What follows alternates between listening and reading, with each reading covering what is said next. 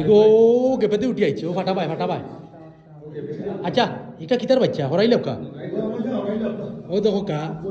ও তো সাপ মসজিদের ভিতরে দেখলানি এখন এটা উঠার কারণ হইলো একমাত্র আমি আপনার দেখাই ও দেখো ও যে গ্যাপ না ও গ্যাপর কারণে সাপটা উঠি আর আসলে আমরা মসজিদে আইসি আলহামদুলিল্লাহ 65,000 টাকা লইয়া প্রায় 2 লাখ টাকা লাগে ও ফ্লোরটা আবার কমপ্লিট করতে হইলে টাইস কারণে বুঝছেন এখন ও যে ফাটছে ও দেখানি ওখানে রাইতে হইলে ও সাপটা উঠতে যাইছে ও গেপেতে গেছে এখন কতটুকু রিক্স আসলে আর এখানে যে কোনো সময় এত নামিস তো পারে ওই দেখানি ও ফাটা মারছে ওই দরকার কতটুকু ও ফাটা নামিয়ে আইছে ওই দরকার কতটুকু তো আপনার মানে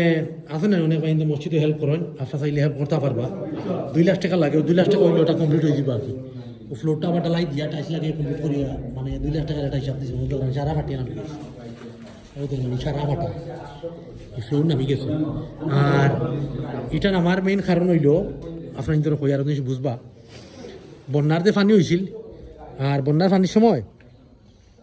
এটা তো বড়ই এত তুলে হয়েছে কারণ ও দেখ বিটা থেকে কতটুকু তুলা ও দেখ ওদের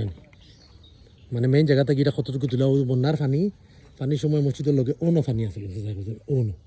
ওই হিসাবে এটা তলে ডাবি গেছে তো এটা তো রিক্স হয়ে যায় এখন আস্তে আস্তে কোনো সময় নামিস তো পারে